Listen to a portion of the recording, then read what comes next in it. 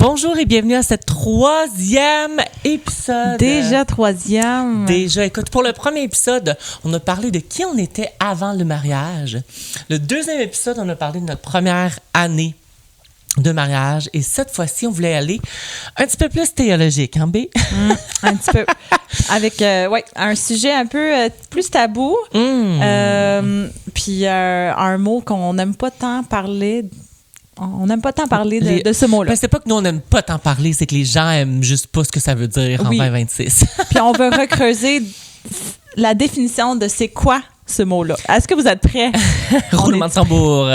On parle de la soumission. Écoute, on va creuser ensemble, voir ce que la Bible veut dire à ce niveau-là. On va creuser, on va dire ce que nous, on pense, que nous, on met en action dans notre mariage. Oui. Et à n'importe quel moment, là, sachez qu'on n'est pas théologien. On n'est pas parfait. J'ai mon bac en théologie, là, mais... Oui, mais ça ne veut pas dire que tu es en théologie. On n'a pas une vie parfaite. Notre mariage n'est pas parfait non plus. Puis on voulait vraiment creuser dans la Bible pour voir c'est quoi ce mot-là, la soumission, et puis vraiment le décrire comme Dieu le voulait. Et puis, si jamais vous avez des commentaires, on veut vraiment envoyez-les-nous. Parce qu'on veut vraiment creuser ensemble. Parce que des fois, on va dire de quoi, puis vous allez pousser un peu plus loin la pensée, puis on veut l'entendre parce que c'est vraiment important, puis c'est vraiment enrichissant pour tout le monde. C'est ça, c'est une discussion qu'on va avoir avec vous. Là. C'est pas juste des points qu'on vous lance ou des choses comme ça. C'est une discussion qu'on va avoir avec vous. Puis je pense que la première place où on peut commencer, c'est dans la Bible. Et puis, on va lire ensemble Éphésiens 5, 20. Regarde, j'ai pris des notes. 5, 20 à 28 qui nous dit... Je vais commencer au verset 20 qui nous dit « Rendez continuellement grâce pour toutes choses à Dieu le Père au nom de notre Seigneur Jésus-Christ. » Puis on est rendu à 21. « Vous soumettant les uns aux autres dans la crainte de Christ. » Puis là, ça creuse. « Femmes, soyez soumises à vos maris comme au Seigneur, car le mari est le chef de la femme, comme Christ est le chef de l'Église, qui est son corps et dont il est le sauveur. » 24. « Or, de même que l'Église est soumise à Christ, les femmes aussi doivent l'être à leur mari en toutes choses. » 25. Marie, aimez vos femmes comme Christ a aimé l'Église et s'est livré lui-même pour elle. 26. Afin de la sanctifier par la parole après l'avoir purifiée par le baptême d'eau, afin de faire paraître devant lui cette Église glorieuse, sans tache, ni ride, ni rien de semblable, mais sainte et irrépréhensible. 28. C'est ainsi que les maris doivent aimer leur femme comme leur propre corps. Celui qui aime sa femme s'aime lui-même. Dans le fond, je pense que c'est vraiment une bonne place où commencer. Puis moi, je veux comme enlever un peu le stigma, le tabou, ou que la soumission se passe juste dans le mariage. Oui, ça c'est vrai. Hein? Si on relit 20 et 21, de ce passage-là, ça nous dit « Rendez continuellement grâce pour toutes choses à Dieu le Père au nom de notre Seigneur Jésus-Christ. » Puis 21 nous dit « Vous soumettant les uns aux autres dans la crainte de Christ. » En fait, le Nouveau Testament nous appelle, nous, qui est croyants, qui est chrétiens, à se soumettre les uns les autres afin de bâtir des communautés qui ressemblent à Christ dans un monde qui est souvent centré sur l'égocentrisme. Oui. On est très me, myself and I. On est très qu'est-ce qui est bon pour moi? Qu'est-ce qui va m'emmener joie? Qu'est-ce qui va m'emmener du plaisir? Qu'est-ce qui va m'emmener m'emmener M apostrophe. C'est tout le temps ça. Puis, on voit que dans Éphésiens 5, 21, ça nous dit « Soumettez-vous les uns aux autres par respect pour Christ. » Donc, la soumission commence dès que tu deviens chrétien, selon moi. Fait que c'est quoi la soumission? Selon toi? Selon moi? Selon toi? Selon moi? Oui. Mais c'est mettre l'autre en premier, tout simplement. Et ça revient à ceux qui ont écouté le deuxième podcast.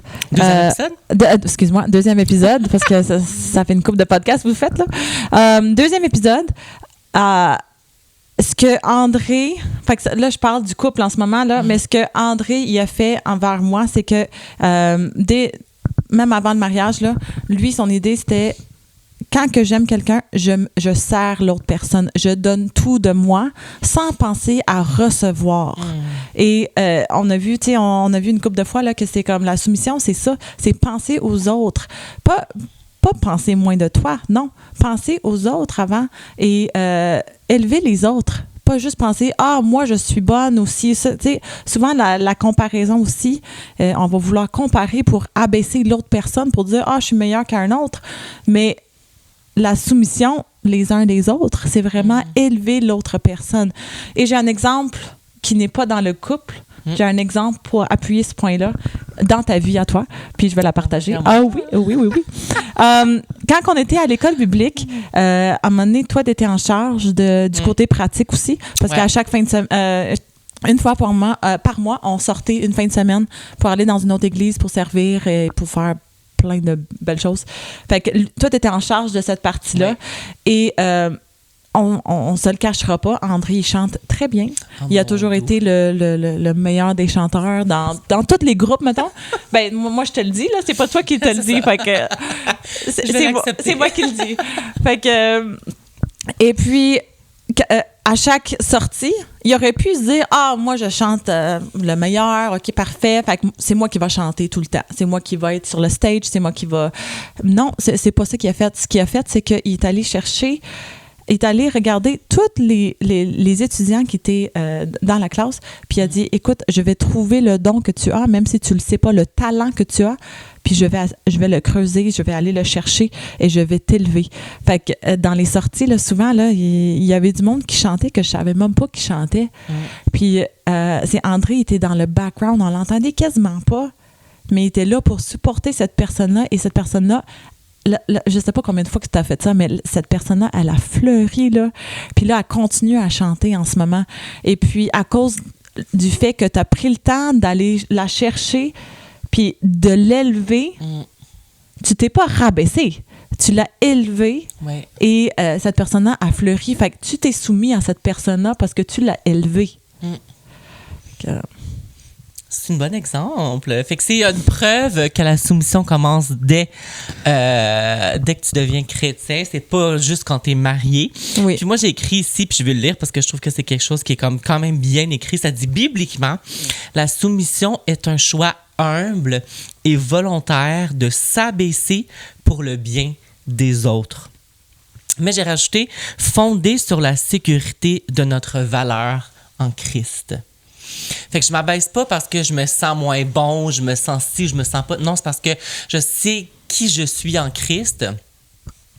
Donc, à cause que je le crains, à cause que je l'aime tellement, je veux m'abaisser pour élever les autres en premier. Puis je trouve que c'est ça la beauté de la communauté chrétienne. C'est ça que ça devrait être. On devrait se soumettre les uns les autres, se servir les uns les autres. Parce que moi, j'ai tout le temps dit que le meilleur leader, c'est un leader serviteur. C'est un leader qui va mettre les autres en premier, qui va les servir. Ça, c'est vrai. Que même s'il faut que je passe le balai, pour moi, c'est la chose le plus beau parce que je laisse les autres prendre plus de place alors que moi, je fais ce qui est en arrière-scène, ce qui est... Puis le meilleur exemple de ça, c'est vraiment Jésus. Puis on revient tout le temps sur Jésus parce qu'il a transformé notre vie, puis il peut changer la vôtre aussi. Et l'exemple qui me revient à l'esprit, en fait, c'est quand il a lavé les pieds des disciples. Fait que dans l'ancien temps, là, tout le monde avait des sandales ou il y en a qui n'avaient pas de sandales, qui marchaient nu-pieds, dans la terre, dans la boîte, avec le caca des moutons, avec le caca de... Quand je vivais en Tunisie, on avait plein de moutons partout. Là. On gérait pas on ramassait pas tout le caca, là, mais on marchait, puis il y avait du caca à terre. Fait que j'imagine que c'était similaire dans ce temps-là. Et puis, ça me fait penser en Tunisie aussi, à un moment donné, on n'avait pas de rue en pavé. On avait juste de la boîte. Fait que là, des fois, il y avait des inondations. En tout cas, je pense à ça. Puis imagine si j'ai pas de souliers. J'ai juste des sandales, puis c'est plein de boîtes, ça doit puer, ça doit être... Puis tu rentres ça à la maison. Fait que ce qu'ils faisaient dans le temps, c'est que ils lavaient leurs pieds avant de rentrer dans une maison de quelqu'un. Puis c'était la partie du corps la plus sale, parce que, tu sais, veux pas... le caca, tout le mélange, le vomi. C'était la seule qui était plus exposée. Et puis, ce que Jésus il a fait, d'habitude, c'est le serviteur. Servant. Le servant. En tout cas, je sais pas si c'est ce mot-là, mais on est anglophone. Fait que d'habitude, c'est la personne la moindre dans la maison qui fait comme, tu sais, la personne qui fait la pire des jobs, mettons. C'est elle qui est supposée de laver tes pieds. Fait qu'elle est à l'entrée, puis elle lave tes pieds, puis là, tu peux rentrer. Parfait, merci Seigneur. T'sais. Puis là, Jésus, il a pris le temps de le faire à tous ses disciples. Et là, ses disciples étaient comme, mais voyons donc. Tu laves mes pieds? Genre, non, touche-moi pas mes pieds, c'est la partie la plus sale. Mais Jésus est venu pour servir. Il a montré le leadership pour servir et pour s'abaisser, pour nous laver, en fait, là, nous laver complètement. C'est comme si on se met les uns les autres en premier, puis on s'élève, je rajoute un R. Okay.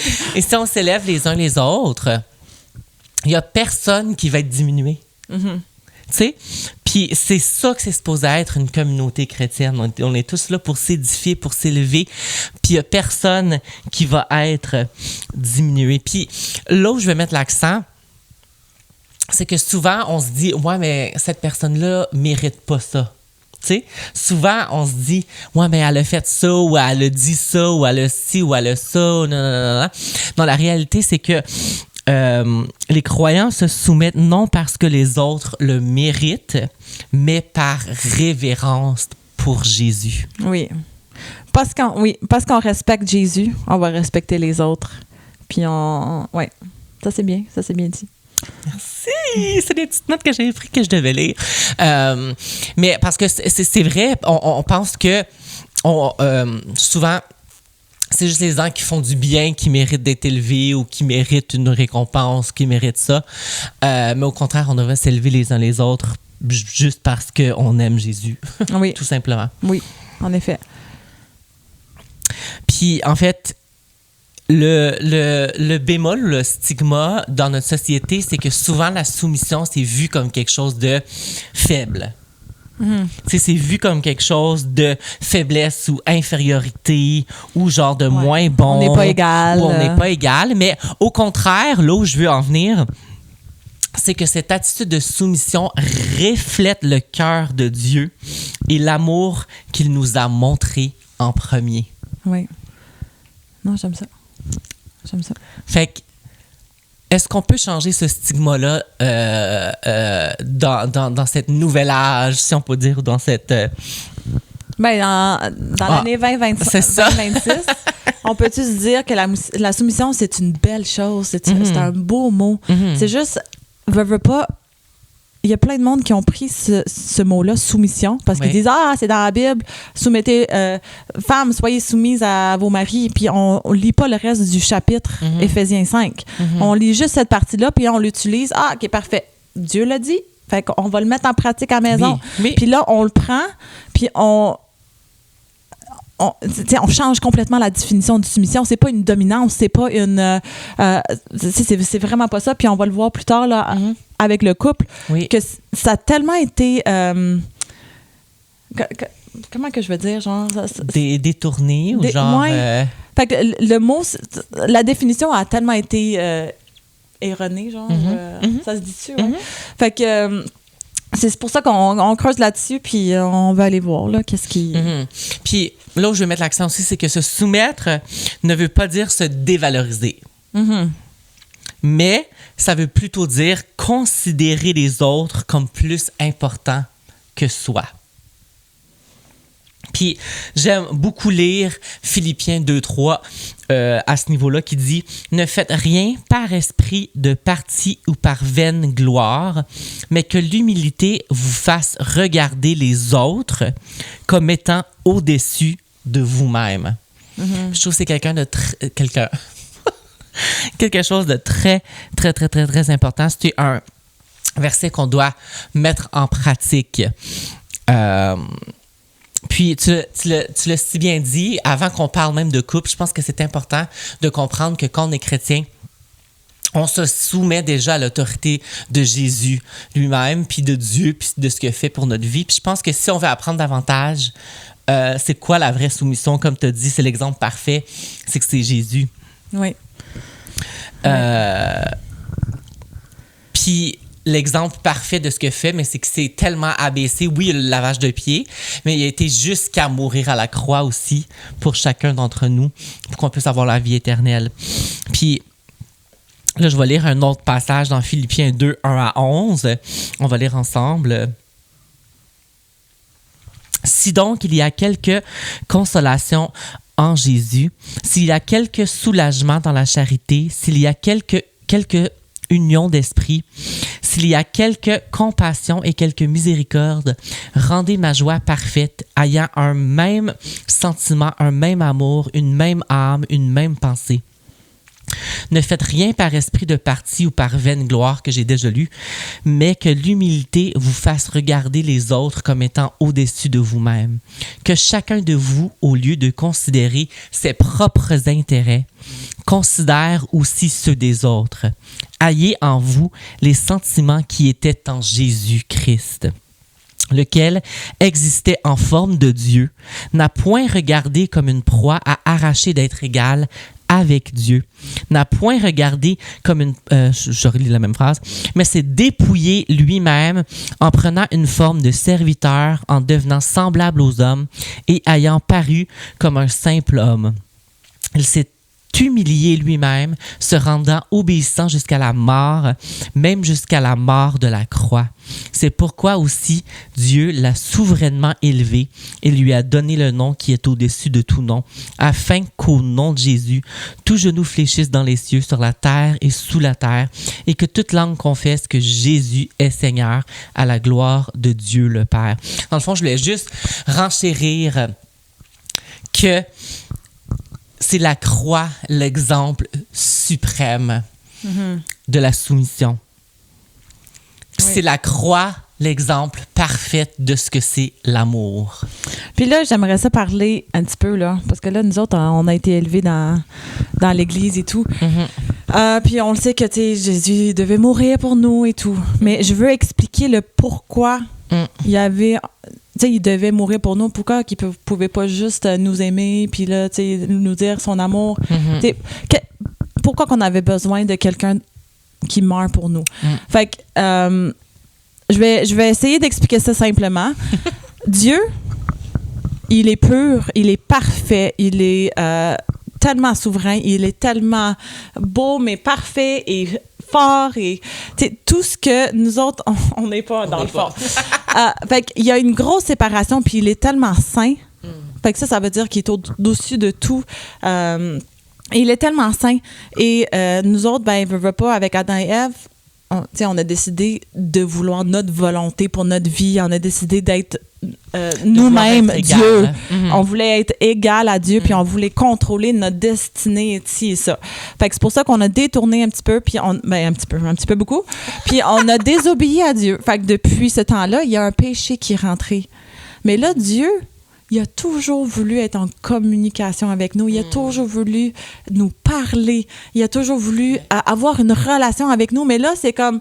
C'est complètement... Ça marche pas. Parce que nous autres, on a désobéi. Puis lui, il est parfait. Puis il y a comme trop un clash. Là. Totalement une déconnexion.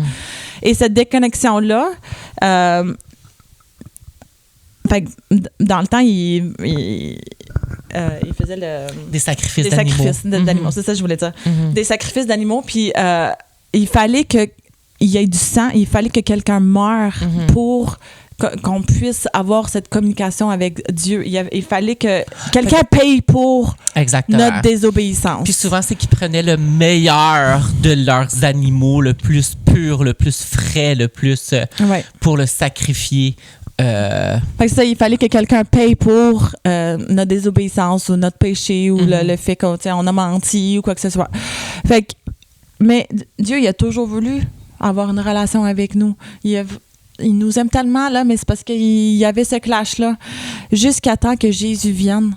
Puis Jésus, là, c'est Dieu lui-même qui est descendu sur terre pour être humain, pour nous montrer comment vivre, pour tout subir les conséquences du péché, dans le fond, parce que il est venu, il a tout vécu, la pire des choses. Et il a été tenté en toutes choses. Mais il a été parfait. Puis il s'est donné lui-même pour nous. Fait que c'est pour ça qu'il devait mourir, parce qu'un sang d'un être humain parfait, parce que lui, il est Dieu, c'est ça qui a créé la connexion envers Dieu. Et c'est pour ça qu'on peut avoir une relation. Maintenant, là, on peut y parler sans qu'on ait une déconnexion. On peut avoir une relation avec Dieu, et c'est ça qu'il veut.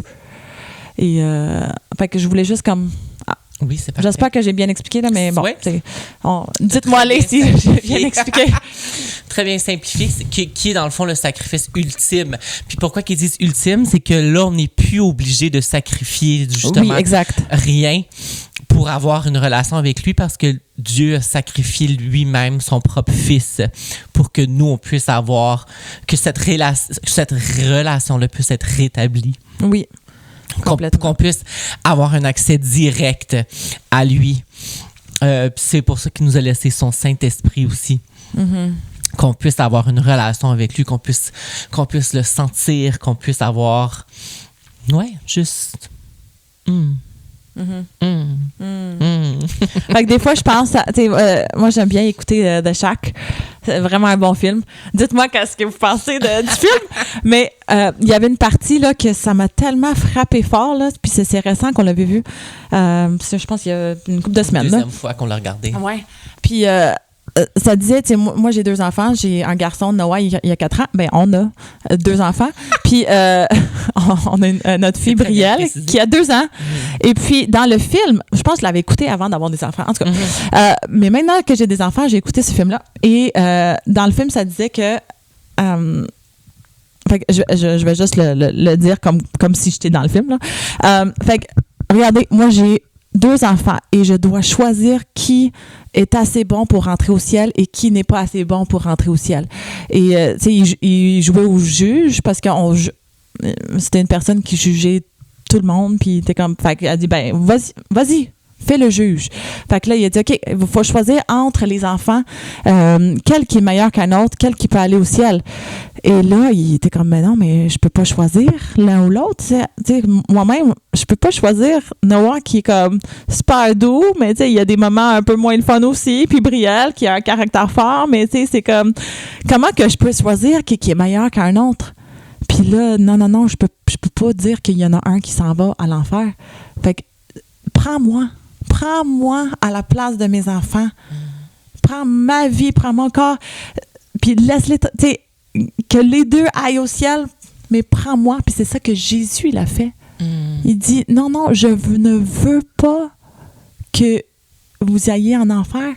Fait qu'il s'est donné lui-même pour ses enfants. Il s'est donné lui-même. Fait que je trouvais que ça m'a vraiment plus frappé depuis que j'ai des enfants. Ben oui. Puis c'est ça. Fait que pour conclure un peu ce chapitre-là, si tu veux, de la soumission, si vous voulez en savoir plus sur comment vivre une vie de croyant soumis, dans le fond, étudiez Jésus. Aussi simple que ça. Oui, mais en fait, est-ce que je peux renchérir là-dessus? Ben oui. Fait que là, au début, on a lu Éphésiens 20 à... Je sais pas, là... En tout cas, à 28, je pense. Éphésiens 5, 20 à 28. 20 à 28. Mais là, je vous mets au défi de lire tout le chapitre. Parce que là, vous voulez savoir comment vous soumettre, puis comment qu'il faut aimer l'un l'autre, et comment si... Ben, c'est écrit juste avant. Ça. Dès le début, là, ça dit... fait que là, je vais juste sortir des versets, mais genre, juste pour vous dire que les solutions, puis ils sont toutes là-dedans. Il faut juste la lire au complet. Il ne faut pas juste sortir un verset. Éphésiens 5. Soumettez-vous, femmes, soyez soumises à vos maris. Non, lisez tout le chapitre pour bien la comprendre. Fait que, ce que Dieu fait, c'est vous aimer. Ça, c'est verset 2. Restez en sa compagnie et apprenez une vie d'amour. Fait que, restez en sa compagnie. Il faut rester connecté à Dieu. Comment qu'on reste connecté à Dieu? C'est en lisant sa Bible, c'est en priant, c'est en parlant aux autres de lui. Fait que rester connecté à Dieu, et apprenez une vie d'amour. Tu peux pas juste avoir une vie d'amour sans rester connecté à la source. Fait que ça, c'est point 1. Puis là, verset 2, « Il n'aimait pas pour obtenir quelque chose de nous, mais pour nous donner tout de lui-même. » Fait que nous-mêmes aussi, on doit suivre son exemple. Faut aimer comme ça. Il faut aimer sans vouloir recevoir de quoi en retour. Il faut juste aimer. Fait que, tu sais, il y a une couple de... Lisez-les vraiment toutes, là, mais je ne lirai pas tous les versets, là, mais il y en a un autre, tu sais. Ça parle du vin. Ne buvez pas trop de vin. Soyez pas... Ivrogne. Ivrogne. Il y a une raison. Parce qu'on n'a pas de contrôle de soi quand on boit trop de vin, quand on boit trop de bière. C'est pas mauvais en soi, mais une ou deux, mais tu sais, c'est comme... Ne soyez pas sous, dans le fond de vous. Oui, soyez pas sous, et parce que vous n'avez pas de contrôle de soi-même. Puis un des fruits de l'esprit, c'est d'avoir une maîtrise de soi. Et c'est important. Tu veux suivre Dieu, mais mets-toi pas dans des situations où tu perds ta maîtrise de soi. Tu veux prendre soin de ta famille, ben va pas boire 5-6 verres, puis là... tu envoies chier un petit peu ta famille. Puis, tu sais, je dis ça, là, mais c'est parce que tu te contrôles pas quand t'es ivrogne, quand t'es sous. Fait que, mettez-vous pas dans cette situation-là. OK? Ça va affecter votre soumission qui va venir plus tard dans le chapitre. Fait que, parce que ça dit, ne buvez pas trop de vin, cela rabaisse votre vie. Rabaisse votre vie. Il dit pas genre ne bois pas, ne buvez pas trop de vin. C'est ça. Fait que faites juste attention à... Dieu nous donne beaucoup de guidelines puis de consignes. Et c'est pour notre bien, c'est pas pour nous empêcher à faire de quoi, mais c'est pour notre bien, c'est pour la santé de notre famille, c'est pour la santé de notre couple, c'est pour la santé de nos amitiés. Fait que c'est tout pour notre bien. Puis là, tout de suite après, ça dit « Chantez des hymnes au lieu des chansons de boire. » Et quand que je lisais ça c'est verset 19. Chantez des chants de votre cœur à Christ, à Jésus. Je voulais que tu partages un petit peu, tu sais de quoi je parle? Oui? Oui, fait que dans le fond... moi, quand j'avais peut-être 18, 19 ans, on s'en fout un peu de l'âge, là, mais moi, j'avais rien contre, mettons, écouter la musique du monde ou, tu sais, écouter les hits, j'aimais bien ça. Toutes les chansons, mettons, là, qui sont pas chrétiennes, c'est ça qui veut dire. C'est ça. Et puis, je me suis dit, j'ai comme mis Dieu au challenge un peu. J'ai fait comme Dieu. Je te mets au défi. Je te mets au défi parce que je me suis dit, je vais faire comme une semaine au complet où je vais comme écouter la musique que je veux. Puis la semaine d'après, je vais faire une semaine complète où je vais juste écouter de la musique chrétienne. Puis je vais voir s'il y a une différence entre les 2 semaines. Donc, ma première semaine, il n'y a rien qui change parce que je continue de faire ce que je veux. Puis je continue à écouter ce que je veux. La semaine d'après, j'ai fait un effort puis j'ai dit, Dieu, je vais juste écouter la musique chrétienne. Qu'est-ce qui a changé, vous pensez? Tes pensées. Donc, oui, c'était tout ce qui était intérieur. Donc, tout ce qui était pensée, tout ce qui était tentation, tout ce qui était désir, tout ce qui était vouloir pour moi-même, tout ce qui était... séduction, tout ce qui était, dans le fond, malhonnête, tout ce qui était avait réduit. Pourquoi? Parce que ce qu'on écoute, ce qu'on ingère, fait que ce qui rentre en nous par nos oreilles, par nos yeux, par notre bouche même, oui. Parce que ce qu'on mange va affecter aussi, mais tout ce qui rentre va venir influencer notre intérieur, donc va venir influencer ce qu'on pense, notre façon de parler même, notre vocabulaire va changer. On va vouloir moins sacrer, on va vouloir moins même crier. C'est là que je parle de être papa, tu sais, ça va m'empêcher même de crier envers mes enfants, de lever le ton, d'utiliser des mauvais mots, de rabaisser, parce que veux pas, des fois, la musique a un genre de arrière. Tu sais, des messages néfastes, des messages négatifs. c'est pas toute la musique non chrétienne, là, je veux pas dire que toute la musique non chrétienne n'est pas bonne, là, c'est pas ça que je veux dire. C'est juste que moi, de mon côté, ça a été une conviction personnelle que, genre, j'en ai vu des fruits. Donc, à partir de cette semaine-là, j'ai dit, OK, Dieu, t'as comme gagné. Je t'ai mis au défi. Je t'ai mis au défi, t'as prouvé ton point. Donc, à partir de ce moment-là, j'ai fait ça. Puis, en plus, récemment, là, j'ai eu une amie d'enfance qui m'a appelé, puis qui m'a envoyé une note vocale, puis qui m'a dit, et puis ça faisait longtemps que j'avais pas entendu parler d'elle. Et puis, elle m'a dit, elle vivait un moment d'anxiété, elle vivait un moment de tellement angoissant, de lourd, un gros fardeau de genre, je sais pas si je vais m'en sortir, je sais pas. Puis, elle s'est souvenue de comme le challenge que j'avais fait. Puis, pour moi, c'était comme une conviction personnelle. Je l'opposais pas à personne, tu sais. J'étais pas comme, tu devrais faire ça, même que genre, je te le mets au défi que tu devrais peut-être. Mais c'était quelque chose que, vu que je l'ai fait pour ma propre vie, je me suis dit, je vais en parler. Et puis, elle s'est souvenue de ça. Et puis, elle a fait elle-même le challenge. Des années après. Des années après. Peut-être même comme une vingtaine d'années après, là, peut-être. Peut-être pas une vingtaine, parce qu'on n'est pas si vieux que ça, là, mais peut-être une dizaine d'années plus tard. Et puis, elle m'a dit, c'est fou comment maintenant, elle dit, mes pensées sont comme des versets bibliques maintenant. À cause de justement du challenge que toi t'as fait, elle dit, je me l'ai mis en pratique dans ma vie. Puis maintenant, elle dit, je suis tellement moins anxieuse. J'ai pu cheminer dans mon moment de vie qui était difficile. J'ai pu cheminer, là, je vais vraiment mieux mentalement, je vais vraiment mieux physiquement, je vais vraiment mieux. Fait que dans le fond, qu'est-ce que ça fait d'écouter des choses qui sont saines, d'écouter. Puis là, je vais même pousser plus loin. Tout ce qui est télésérie, tout ce qui est... Là, mon témoignage, c'était musique, mais tout ce qui est télésérie, télévision... On va loin, là. Peu importe ce que tu écoutes, va t'aider dans l'aspect soumission de vie chrétienne et dans l'aspect de soumission vie de couple aussi qu'on va parler plus tard. Pour les films, les téléséries et tout, ça reste que c'est une conviction personnelle pour chacun. C'est une conviction pour notre famille, mais ça ne veut pas dire qu'on écoute juste des films chrétiens. Ouais. Ça ne veut pas dire ça. C'est juste nos filtres sont un peu plus sévères, mettons. Exact. Fait que, tu sais, je sais pas si tu veux comme partager nos filtres un petit peu. Ben moi, il y a comme 2 sites que j'utilise qui est comme Common Sense Media ou Plugged In Media. Et puis, dans le fond, moi, je veux juste savoir quand, mettons que je vais regarder un film, je mets le titre dans ces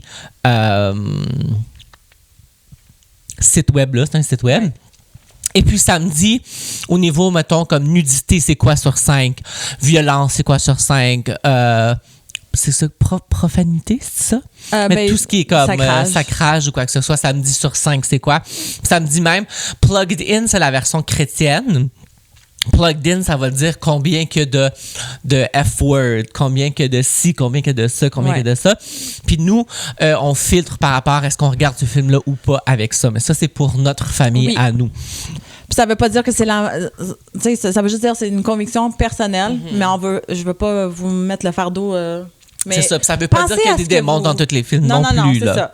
ça. Non, parce qu'on écoute The Arrow, puis c'est super clean, super bon, puis c'est pas nécessairement chrétien, mais c'est super bon, puis il n'y a pas de nudité, il n'y a pas de sacrage. Puis le sacrage, là, tu sais, ça me dérange quasiment moins le mot F que quand il utilise le nom de Jésus-Christ. Quand il dit « Ah, Jésus-Christ! Ah, Christ! Ah, si, ça, là, faites attention à ce que vous dites, parce qu'imaginez, là, tu sais, n'importe quoi que vous faites, n'importe quelle chose qui vient, qui n'est pas bonne, là, c'est comme « Ah, André! Ah, André! » Tu sais, c'est comme, c'est rabaisser l'autre personne, puis c'est, tu sais, Jésus, son nom, il est tellement saint, puis c'est un des 10 commandements, ne pas utiliser son nom en vain. Fait que je vous mets en challenge. Si vous utilisez ce langage-là, demandez à Jésus de vous le montrer. De vous montrer est-ce que c'est bon ce que vous faites? Est-ce que vous devez changer votre langage? Pourquoi vous devez changer votre langage? Parce que son nom, il est tellement saint, il est tellement pur que on l'utilise, tu sais, moi je l'entends vraiment souvent, surtout au Ça Québec, frise là, tes oreilles. ça me frise les oreilles, puis là je suis comme, oh, puis je veux pas nécessairement le dire à tout le monde, arrête de le dire, tu sais, c'est comme, mais en même temps, je prie vraiment que la conviction soit dans votre cœur aussi, puis que toute parole de votre bouche et toute méditation de votre cœur soit plaisant à toi, mon Dieu. Puis moi, c'est ma prière. Ça, c'est je pense que c'est 19-4, en tout cas. C'est ma plus grande prière. C'est que... Puis je travaille vraiment là-dessus, là, parce que des fois, c'est pas évident avec des enfants, avec quelqu'un, tu sais, des fois qu'on travaille ensemble, des fois on se voit souvent, puis tu sais, on se tape ses nerfs, mais non, que toute parole de ma bouche et toute méditation de mon cœur soit plaisant à toi, Seigneur. Puis je le dis souvent, puis tu sais, c'est ça. Oui, puis dans le fond, ce qui a tendance à entrer a tendance à ressortir. Ça, c'est vrai. C'est très bien. Pour comme boucler là, ce que tu viens de dire. Oui, c'est vraiment bon. Fait que ce qu'on regarde, ce qu'on écoute a tendance à ressortir de notre bouche parce que ça vient être le trésor de notre cœur. Ouais. Donc, c'est pour ça que c'est très important de faire gaffe, de protéger nos yeux, de protéger nos oreilles, parce que c'est ce qu'on devient, dans le fond. C'est ce qui va ressortir de nous, puis c'est ce qui va refléter ce qu'on visionne puis ce qu'on écoute. Oui. Donc, si on fait maintenant un shift à ce que c'est la soumission dans le mariage, on est rendu là, hein, je pense. On est rendu là. On est rendu là. Donc, ce que la Bible dit de la soumission dans le mariage. Donc, moi, j'aime toujours commencer par la base de tout ce qui est soumission, c'est la soumission mutuelle. Fait que l'un vers l'autre. Voilà. C'est la base de tout ça parce que ça commence là qu'on a lu Éphésiens 5:21.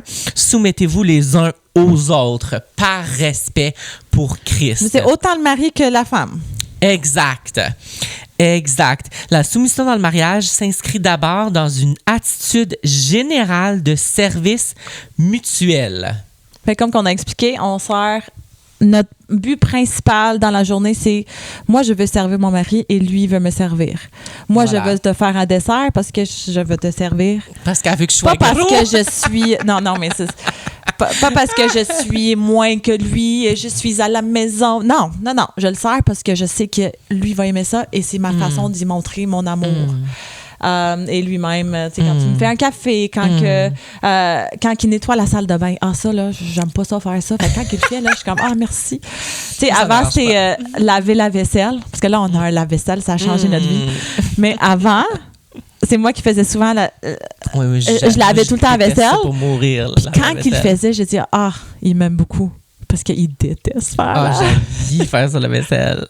En tout cas, j'essaie de vous montrer genre des exemples concrets, ouais, que c'est ça. Ou quand il me dit, va donc à friperie pour 1 heure ou 2 heures. Il n'y a pas plus grand langage d'amour que ça.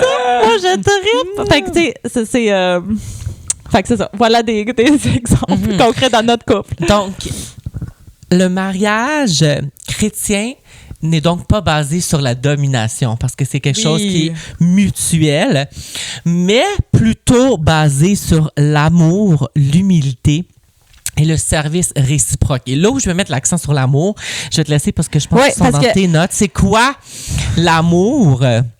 OK. Mais avant ça, c'est parce que moi, quand j'avais lu Éphésiens 5, j'avais pris The Message en anglais, puis je l'ai traduit en français, parce que des fois, il y a comme des petits mots là, qui viennent pousser un peu plus. Oui. Puis dans Éphésiens 5:23, ça dit « Le mari exerce un rôle de direction auprès de sa femme de la manière dont Jésus le fait pour son Église. Non pas en dominant, mais en la chérissant. Fait que la soumission... c'est pas lui qui me domine, donc je dois être soumise.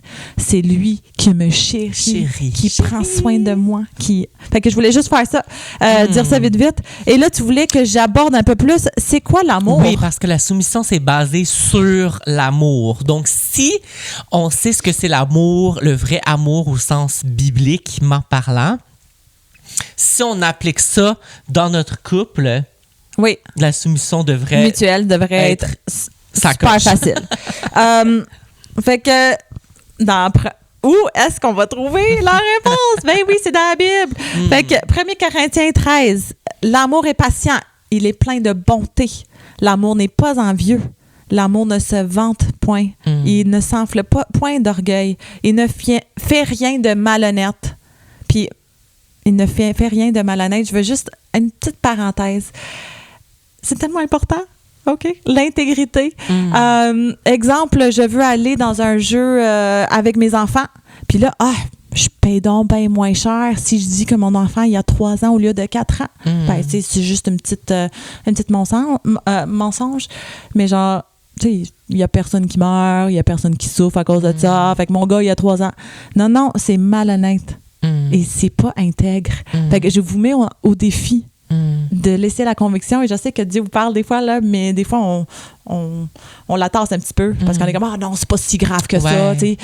Mais dans les petites choses, soyez fidèles dans les petites choses et vous allez voir que Dieu va vous en donner des grandes après. Oui. Fait que juste un petit point.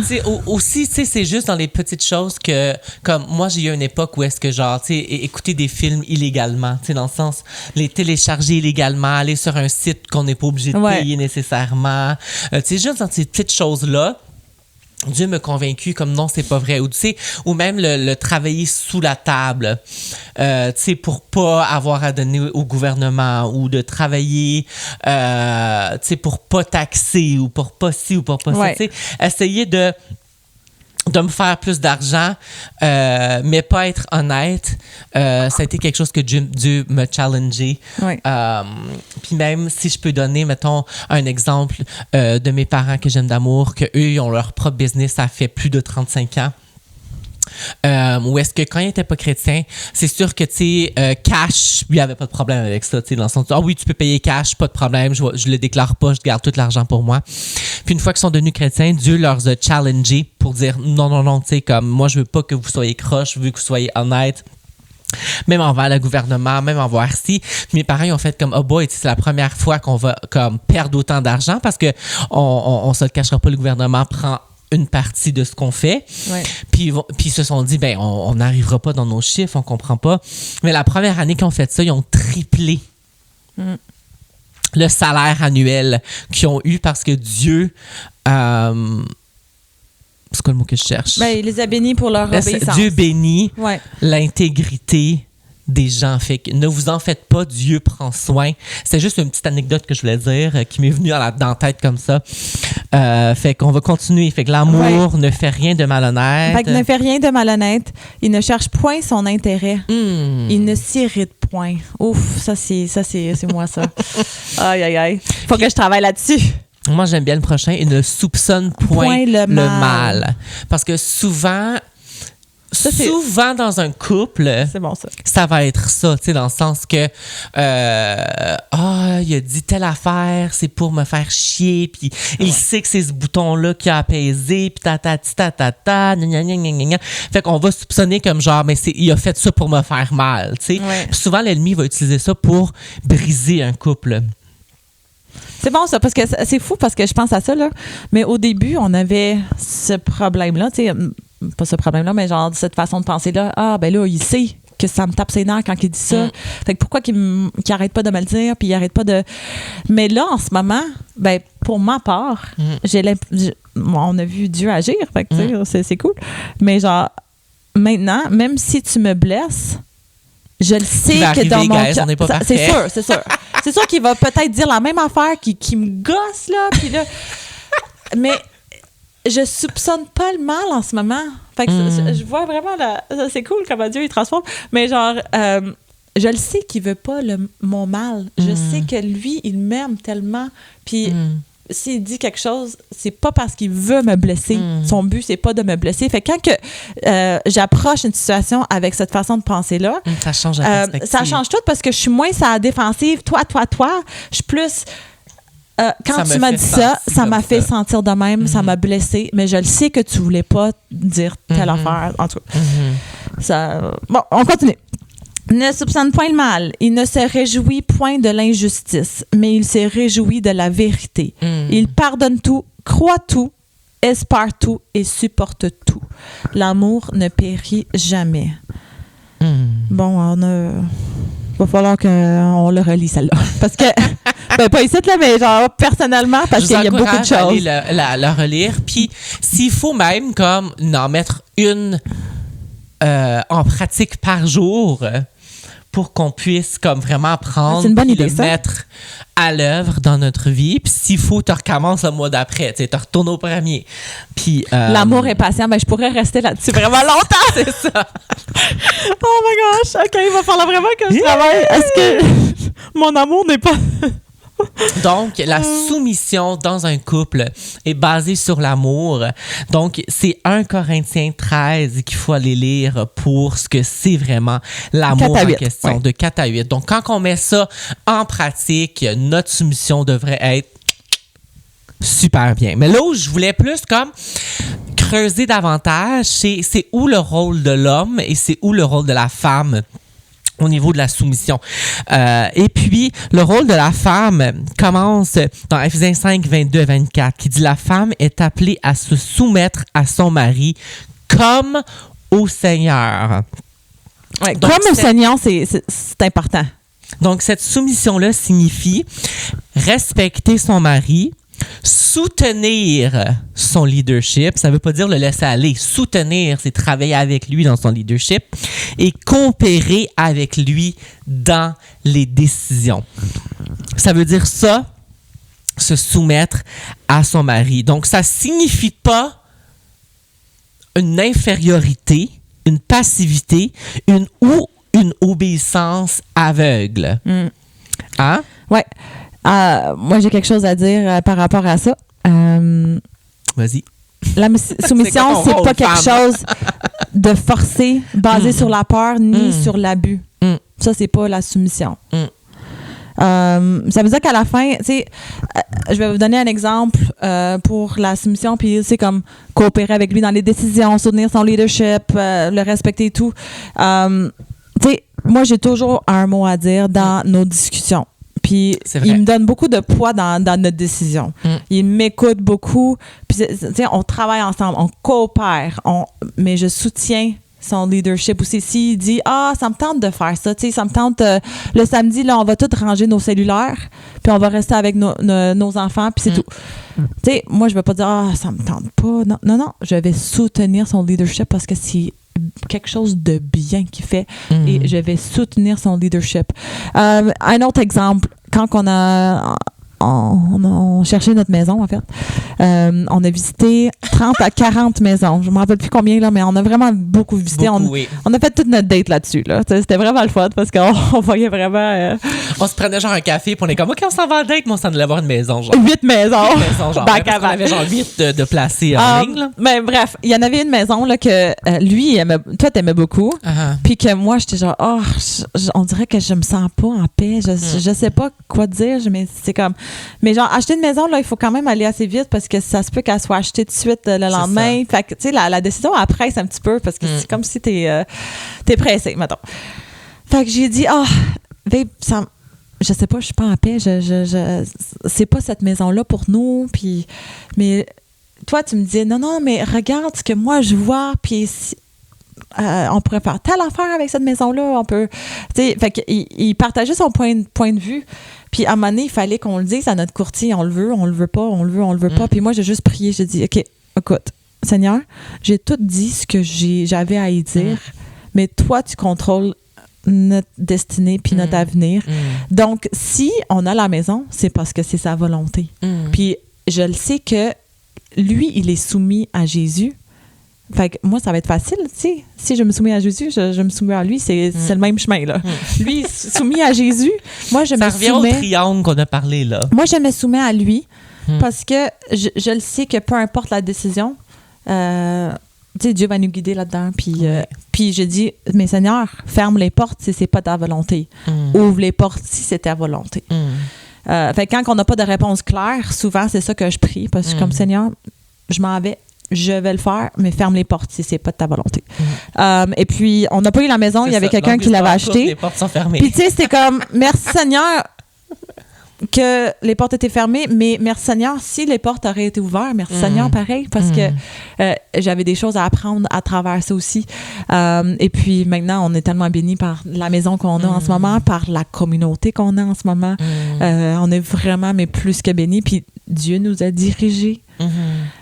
Et puis en même temps, on n'a pas eu de chicane. On n'a pas détruit notre couple en achetant la maison. Tu sais, on aurait pu. Je pense que c'est quand, dans le fond, on a décidé de faire un lâche-prise, puis de se dire, Dieu, on a réalisé que, genre, tu sais, c'est pas, notre maison ne nous appartient pas. Oui, elle nous appartient. Oui, non, mais c'est quand qu'on a dit, Dieu, notre maison devient ta demeure. C'est ta maison. Quand les gens viennent, on veut que les gens sentent ta présence. C'est quand on lui a donné comme la chanson « Jesus, take the wheel ». On lui a donné la roue là, pour cet aspect-là de notre vie que la maison parfaite pour nous, c'est juste comme dévoilée. Elle était même comme hors budget, mais la madame, elle a baissé pour nous parce que Dieu prend soin. C'était une semaine avant la COVID. C'est ça. Sinon, elle aurait triplé de prix. Ouais. Mais, fait que est-ce que tu as encore à ajouter sur le rôle de la femme? Moi, ce que je voulais dire avec l'autre maison qu'on voulait acheter, c'est parce que on aurait pu se mettre à argumenter. Non, je suis pas d'accord. Non, je suis pas d'accord. Puis ça crée un milieu T'aurais pu devenir la nagging wife. Oui, puis nagging, ça veut dire genre je pèse sur le bouton tout le temps, mais écoute-moi, mais tu sais... je t'avais dit, puis t'aurais pu, si jamais t'avais dit oui, puis il y aurait eu des problèmes... Ah, je te l'avais dit de la pas acheter. Mais ça crée des divisions dans le couple, dans la famille. Fait que si je me soumets, ça amène la paix. Et c'est pas parce qu'il marche sur moi. Non. Il me donne beaucoup d'opportunités. Il me donne d'opportunités de donner mon opinion. Puis, tu sais, souvent, que t'es comme, c'est donc bien une bonne idée, on va aller avec ce que toi, tu suggères. Souvent, c'est moi qui, pas qui dirige, mais genre... Mais qu'il y a plus d'idées, là. Plus d'idées ou plus d'opinions là, sur des affaires. Puis lui, il est comme, on y va, on va faire ça. Puis je me soumets à son leadership. Puis on a vraiment vu beaucoup de bénédictions à travers ça. Puis moins de frustration dans notre vie. Parce que je le sais que je me soumets à mon mari, je me soumets à Dieu, et lui, il est soumis à Dieu. Mais là, ça amène à un autre point. Je ne sais pas si tu étais rendu là, mais un point que soyez quelqu'un... là, ça, c'est aux hommes. Soyez quelqu'un que vous méritiez d'être soumis. Fait que tout ce que j'ai parlé au début, en Éphésiens 5, ne buvez pas trop de vin, chantez des chansons de Dieu. Mettez-les en pratique. Passez du temps avec Dieu, connaissez son amour. Tout ça, là, soyez quelqu'un qui est soumis à Dieu et qui est digne d'être... Comment tu dis ça? C'est difficile à dire. Que quelqu'un... De recevoir la soumission, mettons. Je sais pas si c'est... En tout cas... parce que, puis même avant le mariage, surtout avant le mariage, soyez quelqu'un qui n'est pas lâche, qui travaille fort, qui prend chaque opportunité pour... c'est écrit tout dans la Bible. C'est tout là-dedans. Et puis, femme... Choisissez! Fait que, moi, c'est ça que j'ai écrit là, sur mes affaires, là, c'est que c'est important de bien choisir la personne qu'on épouse parce que je n'épouserai pas quelqu'un à qui je ne pourrai pas me soumettre. Je connais son cœur est lié à Dieu. Je peux me soumettre à 100% à lui. Fait que, tu sais, genre, si tu aurais des problèmes financiers que tu gamble, c'est quoi gamble? Tu joues au jeu, je sais pas. C'est quoi gamble? Tu perds de l'argent beaucoup, là? Ben, tu gambelles. En tout cas, attends. Je sais pas si j'ai Wi-Fi en ce moment. Gamble. Ben, c'est correct, là. Vous comprenez. OK. Mais fait que si on va dire vous jouez au jeu au casino puis là vous perdez genre 10 000 $ en jouant le jeu. Vous avez des addictions. Honnêtement, c'est pas quelqu'un que je peux me soumettre à. OK, c'est soyez quelqu'un qui est digne de recevoir la soumission. Déjà commencez avec votre leadership. Travaillez sur vous-même. C'est important. Oui. Et femmes, n'épousez pas n'importe qui. Pas parce qu'il y a une attirance que c'est la bonne personne. C'est ça, parce que ça commence tout le temps avec la petite attirance physique sexuelle. Là, Et là, je dis pas que attendez à l'homme parfait ou la femme parfaite. Non, ça n'existe pas. Ça n'existe pas. Puis, tu sais, on a évolué ensemble, on a appris ensemble, on a été transformés ensemble. Et mais quand même, dès le début, là, tu savais que tu voulais me servir et moi, je... au caractère, tu sais, parce qu'on va tous avoir nos fers, on va tous avoir nos tentations, nos faiblesses, mais le caractère, c'est quelque chose de très, très, très important, là. Fait que regardez au caractère de votre homme avant de vous marier. Je pense que c'est le message que tu voulais... avant le physique, puis avant le... tu sais. Donc maintenant, le rôle du mari qui est dans Éphésiens 5, 25. Le mari doit aimer sa femme comme Jésus a aimé l'Église et s'est donné pour elle. Donc ça implique un amour sacrificiel. C'est quoi un amour sacrificiel? C'est qu'il va falloir sûrement sacrifier des choses que nous, on aime faire, que nous, on aime pour aimer son prochain. Protéger et prendre soin de sa femme et chercher son bien avant le sien. Mm-hmm. C'est bon, ça. Thanks, girl. J'aime l'amour sacrificiel. C'est qu'est-ce que je suis prêt à sacrifier pour elle. Puis, toi-même, tu as beaucoup sacrifié pour notre couple. Là. Mais je sais pas si on veut parler tout de suite. Non, je pense qu'on va en parler une autre fois. Mais c'est parce que... Mais non, mais... Je sais pas de quoi tu parles. Que... Ben, c'est parce que quand on s'est mariés, moi, j'ai commencé mon bac. Fait que là, t'avais dit, écoute, travaille pas, commence ton bac. Oui. Moi, tu sais, nous autres, on a... En tout cas, on a un compte conjoint. Puis on comprend pas ceux qui n'ont pas de compte conjoint. Mais ça, c'est notre opinion, c'est notre conviction. Fait que, tu sais, c'est pas... Mais son argent, c'est mon argent. Mon argent, c'est son argent. Et longue histoire, tu sais... assez vite, là, c'est que toi, tu travaillais. Moi, j'étais à l'école à temps plein à commencer mon bac. Avant qu'on se marie, les deux, on était à l'école à temps plein. Ben, puis on travaillait temps partiel. Puis on travaillait temps partiel. Ouais. Puis là, après, toi, t'as voulu commencer ton bac. Oui. Donc, moi, je me suis dit, je vais arrêter l'école temps plein, je vais la prendre temps partiel, oui, puis je vais travailler temps plein. C'est vrai. Pour que tu puisses, toi, ne pas travailler puis aller temps plein. Puis de toute façon, tu avais le temps de finir ton école avant que je finisse mon bac. Oui. Ben, je pense que tu l'as fini en même temps que moi, finalement. Oui. À cause des cours de français. Ouf, c'est un pour nous. Ça l'a vraiment été... ça sera une autre anecdote.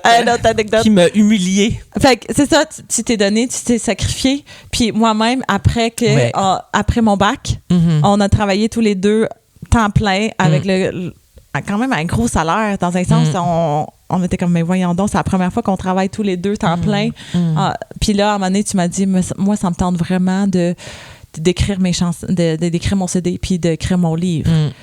Puis là, tu sais, instantanément, je dis, moi, je me vois souvent dans le futur. Exemple, dans 10 ans, je veux pas qu'il y ait toujours cette pensée-là, j'aurais dû m'essayer.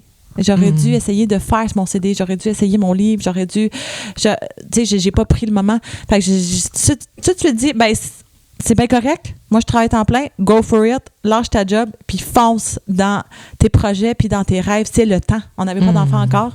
Puis, écoute, on a tellement vu la bénédiction de Dieu, puis je pense que ça a pris quand même un bon 2 ans. Puis ça l'a formé, pas juste son CD puis son livre, mais ça l'a formé tout un... Identité 103, l'entreprise. Puis on a vraiment vu la main de Dieu là-dedans. Puis si on peut toucher une personne à travers ce qu'on est en train de dire, ça a toute valu la peine. Fait que c'est pas le gros salaire on s'attache pas au gros salaire, on s'attache à Jésus. Puis il a tellement pourvu pour nous. Puis on n'a jamais manqué de rien. Fait que sacrifier l'un pour l'autre. Mais c'est ça, dans le fond, le modèle du mari n'est pas un chef autoritaire, mais Jésus qui se sacrifie. Preach. Et puis là où je veux en venir, c'est l'égalité devant Dieu. En fait, la Bible nous rappelle que l'homme et la femme ont la même valeur devant Dieu.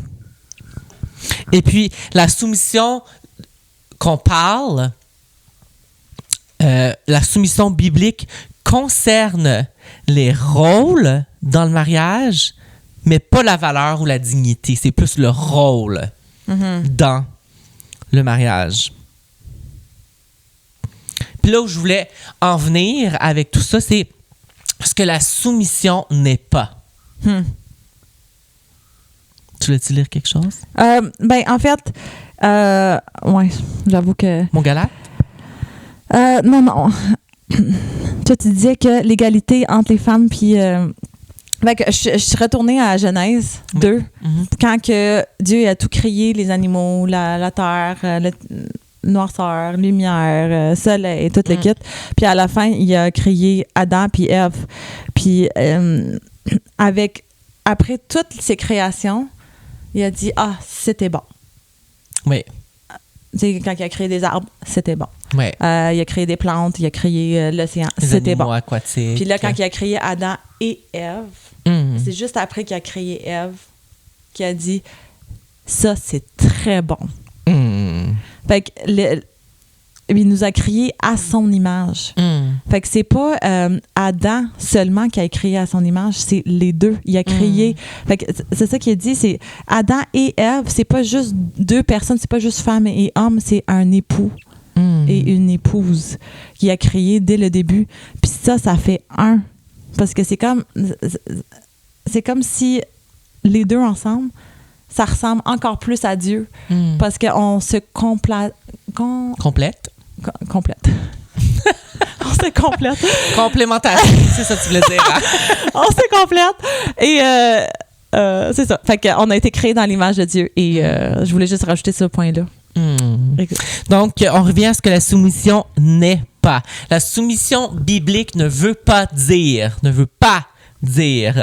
accepter les abus ou la violence.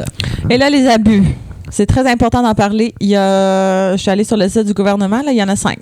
5 types d'abus. Types d'abus, puis il y a plein de sous-types. On va pas nécessairement on va pas les expliquer parce qu'on n'est pas thérapeute, on n'est pas psychologue, on n'est pas... puis on n'a pas les outils pour vous aider là-dedans si jamais vous vous trouvez dans cette situation-là. Mais il y a des abus psychologiques, verbales, économiques, physiques, sexuels. Et là, je veux juste faire un équilibre. Un équilibre avec les abus. Parce que personnellement, j'en ai entendu des histoires où une femme était plus contente dans son mariage. Donc, elle a dit « Ah, il m'a abusé de telle façon parce que j'ai dit non une fois quand il m'a demandé de faire du sexe. » J'étais pas dans la relation et je ne sais pas qu'est-ce qui s'est passé. C'est juste... On l'a entendu parler des mois et des mois après. Qu'est-ce que je veux dire? Des fois, on utilise le mot abus trop vite. Oui. Puis pour juste rabaisser l'autre personne. Mais faites juste attention. Ou pour se sortir de quelque chose qu'on n'aime pas. Oui, pour ne pas travailler sur notre couple, on peut utiliser ce mot-là, abus. Et là, je vais juste vraiment faire attention parce qu'il y a l'autre extrême aussi, où on parle jamais de l'abus. Fait que peut-être qu'elle en a vécu de l'abus, puis elle a juste pas parlé pour des mois. Je le sais pas dans cette situation-là. C'est juste, je voulais amener un équilibre. Je ne sais pas... Je ne suis pas thérapeute, je ne suis pas psychologue, je ne sais pas ce que vous vivez, mais il faut aussi parler des vrais abus et des abus que vous vivez à quelqu'un. Allez chercher de l'aide, allez chercher une thérapeute. Allez consulter vraiment pour aller trouver la réponse à ce que vous vivez. Mais travaillez sur vous-même et priez sur votre couple. Priez l'un pour l'autre. Mais encore une fois, si vous êtes dans une situation d'abus, je suis vraiment désolée et je suis là pour vous écouter si jamais vous vivez de quoi. Puis je vais vous trouver de l'aide. Mais je peux pas amener aucun jugement sur ça, aucun apprentissage là-dessus, mettons. Mais il y a des ressources et contactez-moi si vous en avez besoin. Donc, la soumission biblique ne veut pas dire accepter les abus ou la violence, ou même perdre sa voix ou son opinion, ou même obéir à quelque chose qui va contre Dieu. Très important. Ou être inférieur. Donc, la soumission biblique ne veut pas dire ces points-là que je viens d'expliquer. Parce que ça se peut que en étant l'homme de la relation, que je décide de faire quelque chose qui va contre Dieu, Myriam, c'est son droit de dire non parce que ça va contre ses valeurs, ça va contre Dieu lui-même. Donc, ça ne veut pas dire être OK parce que je suis femme soumise que moi, je décide de faire quelque chose qui est contre la volonté de Dieu. Tu comprends? Donc, Dieu n'est jamais pour l'abus ou l'oppression. Mm-hmm. C'est très, très, très, très, très, très important. Donc, je voulais juste faire une petite parenthèse que la soumission n'était pas. Ouais. Et puis c'est drôle à dire, mais la soumission dans l'ancien temps, puis même, tu sais, avec notre mauvaise définition de la soumission, souvent, on le lie à de l'abus. Mm-hmm. Parce que quand on est trop soumis, on vit de l'abus. Et c'est pas ça, la soumission. C'est tellement pas ça. Puis c'est ça qu'on essaie de faire, de changer la définition puis de l'apporter la vraie définition de la soumission. Ouais. Mais ça veut dire qu'il faut apprendre aux autres c'est quoi la vraie soumission. Mm-hmm. Parce que moi, j'ai souvent cette conversation-là avec plein de gens.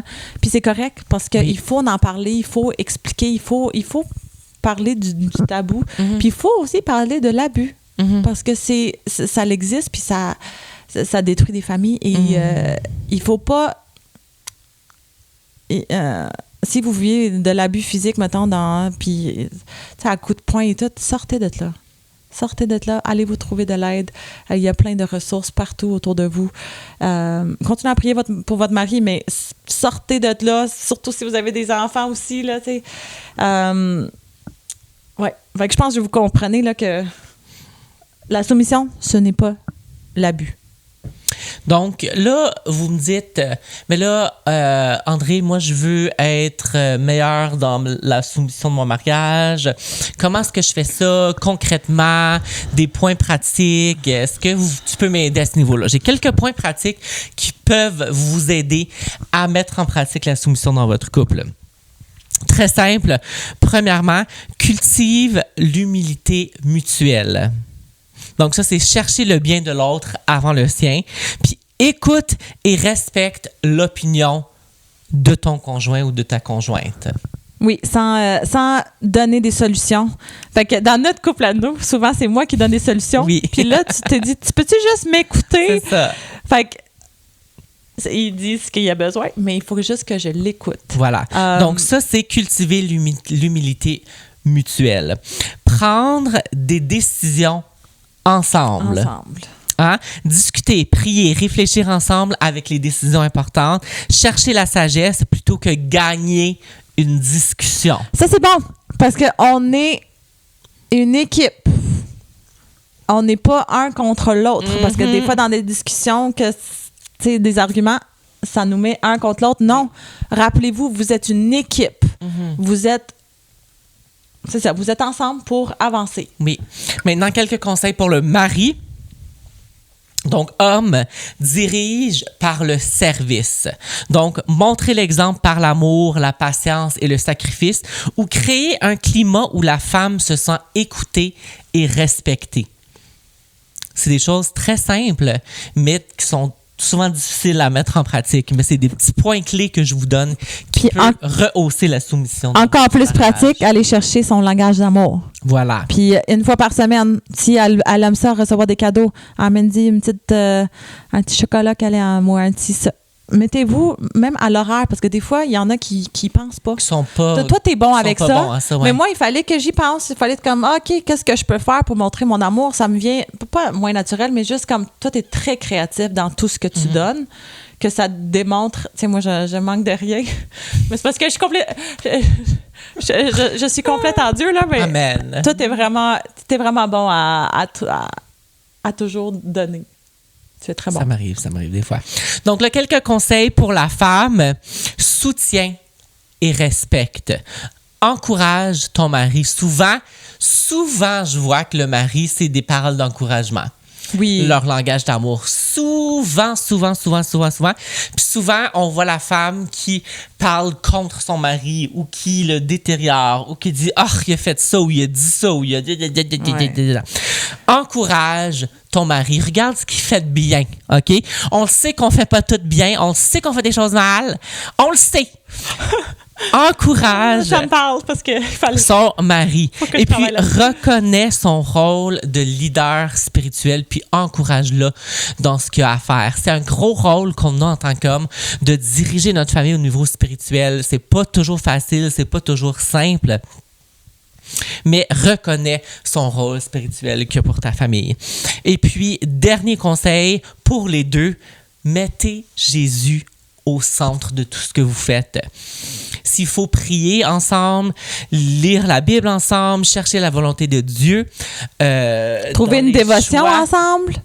peu importe ce qui va fonctionner pour vous, mettez-le en pratique pour votre couple. Puis, cherchez ou étudier la personne de Jésus. C'est mon dernier point. Parce que c'est le mariage... Qui est la plus importante, oui. C'est ça, le mariage chrétien est une image de la relation entre Jésus et l'Église. Puis c'est qui l'Église? C'est pas le bâtiment? Non. C'est nous autres, l'Église. Fait que c'est la relation entre Jésus et moi. Exactement. Et nous. Donc, si j'ai comme une phrase à résumer, c'est la soumission dans le mariage biblique n'est pas une domination, mais une relation d'amour sacrificiel, de respect et de service mutuel centré sur Jésus. C'était une phrase, c'était une chose à te rappeler de cet épisode, c'est bien cette phrase-là. Et puis, là où je veux qu'on finisse cet épisode, c'est vraiment qu'on puisse parler des erreurs fréquentes que l'être humain fait lorsqu'on parle de soumission dans un mariage. Je voulais qu'on mette des genres de bémol, des genres de warning, des genres de c'est quoi le mot que je cherche? C'est comme warning. C'est quoi warning en français? Avertissement. Avertissement. Ah. Souvent, l'être humain confond soumission et domination. Hein? L'erreur, c'est que certains pensent que la soumission signifie que le mari domine et que la femme doit obéir à tout. Elle doit se taire et ne pas partager son opinion. Mais c'est pas vrai. Voilà. Puis le problème là-dedans, c'est que ça transforme le mariage en relation de pouvoir plutôt qu'en relation d'amour. Amen. Puis de peur. Hein? Dominance, c'est souvent par peur aussi. Oui. Jésus lui-même n'a jamais dominé par la force. Il a servi, il a donné sa vie. Donc, le leadership devrait être un leadership de service, pas de contrôle. Donc, c'est une erreur qu'on fait. On mélange soumission et domination alors que c'est pas du tout la même chose. Une autre erreur qu'on fait souvent, c'est penser que la soumission est seulement pour la femme. L'erreur là-dedans, c'est que beaucoup lisent seulement Éphésiens 5, 22 et oublient les versets précédents ou même après qui parlent pour l'homme. C'est drôle parce que, tu sais, les versets pour la femme sont plus petites que le nombre de versets pour l'homme. Oui. L'homme est appelé à tellement plus, quasiment, là. Parce que c'est demandant, là, aimer comme Jésus a aimé. Puis, en tout cas, je trouve ça juste drôle qu'on a juste sorti ça pour dominer sur la femme. Mais non, lisez tout. Puis, en même temps, lisez tout le chapitre, là. Pas juste le 20 vous allez en sortir meilleur. Donc, la femme a un rôle particulier de respect, oui, mais le mari est aussi appelé à se sacrifier pour sa femme. Lisez-le au complet, le mari, là. OK? Faites pas juste lire cette portion-là pour dire « Femme, tais-toi, puis écoute-moi ». Lisez-le au complet. Une autre erreur, c'est qu'il y a beaucoup de gens qui utilisent la Bible pour justifier les abus. Certaines personnes utilisent la soumission pour justifier le contrôle, la manipulation ou même la violence. Oui, c'est pour ça que c'est important de connaître votre Bible. Puis si vous la connaissez pas, tu sais, quelqu'un te dit « Ah, soumettez, femme, soyez soumise. » Ben, OK, tu me dis ça, je vais aller vérifier dans ma Bible et je vais aller lire tout le contexte pour aller creuser. Prenez pas leur parole comme la vérité. Allez creuser dans la Bible. La Bible, c'est la vérité et elle va vous diriger. C'est important de comprendre que Dieu condamne l'injustice et l'oppression. OK? Si vous vivez ça, c'est pas de Dieu. un homme qui abuse de sa femme ou vice-versa, une femme qui abuse de son homme, désobéit directement à l'enseignement biblique. C'est important de le savoir. Puis une dernière erreur, c'est de penser que la soumission signifie se taire ou ne pas avoir d'opinion. Certaines femmes pensent qu'elles doivent toujours rester silencieuses ou ne pas exprimer leur point de vue. Puis ça, c'est pas vrai. Tu renchérir là-dessus ou non? Ben, tu sais, moi, j'ai vécu avec ça parce qu'en Tunisie, ben, les femmes, on était inférieures aux hommes. Je le voyais partout là, dans la communauté. C'est que la soumission n'est pas. Ça, c'était plus la dominance. Il y avait beaucoup de coups de frappe. Il y avait beaucoup de... fait que, tu sais, je l'ai vu moi-même. Puis, c'est pas ça que c'est. Fait que c'est bien qu'on redéfinit. Ben, on redéfinit pas, mais on cherche la vraie définition de ce que c'est la soumission. Exact. La soumission biblique signifie coopérer, respecter et travailler ensemble. Donc, Dieu a créé le mariage comme un partenariat, pas comme une relation où l'un disparaît. Amen. Amen. Donc, je voulais finir cet épisode avec quelques erreurs fréquentes qu'on voit. Donc, vous voyez que la soumission, c'est quelque chose qui est quand même complexe, mais en même temps... Ça reste tellement simple. Ouais, parce que ça revient à Jésus puis ce qu'il a fait pour nous. Voilà. Et puis, mais j'aimerais vraiment ça, si jamais vous êtes à l'aise, que toutes les questions que vous avez, là, écrivez-les nous. Parce que on veut savoir ce qui se passe par votre tête et des affaires peut-être qu'on a moins bien expliquées, que vous avez compris d'une façon ou d'une autre. Parce que c'est quand même un sujet tabou, puis c'est un sujet où on peut sortir... Tu sais, ça peut être un malentendu ou quoi que ce soit, mais on veut vraiment être là pour vous. Vous avez des questions, venez nous voir. On ne connaît pas toutes les réponses, mais on sait où les trouver. Amen! Et j'aime beaucoup lire ma Bible et ça m'amène toujours... Ça me ramène au centre. C'est comme si ça me rafraîchit puis ça enlève toute anxiété ou toute... Fait que la Bible, là, connaissez votre Bible, creusez dans votre Bible. Parce que c'est ça. Elle va vous diriger comme il faut. La vérité, c'est là qu'on la trouve. Puis face à la soumission, c'est pour ça qu'on a passé beaucoup de temps dans la Bible aujourd'hui, parce qu'on voulait justement aller trouver la vérité derrière ce terme, derrière cette idéologie de mariage, mais qu'on a vu qui commence même avant le mariage. C'est faut se soumettre premièrement à Christ, à Jésus lui-même. Puis, une fois qu'on a compris ça, selon moi, c'est qu'on va devenir un meilleur mari ou une meilleure épouse quand on va se marier par après. Donc, en terminant, si t'es pas marié, soumets-toi à Jésus. Apprends ce que c'est se soumettre à Jésus, parce que ça va t'apprendre davantage à ce que c'est se soumettre à sa femme ou son mari plus tard. Jésus, c'est le chemin... Et la vérité. Et la vie. Et la vie.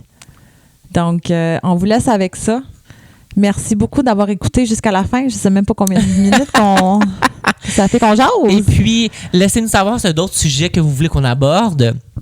Et puis, on se dit à une prochaine épisode du podcast Ton idée de couple. Bye! Bye-bye! Ce podcast a pour but d'encourager, mais il ne remplace pas la Bible.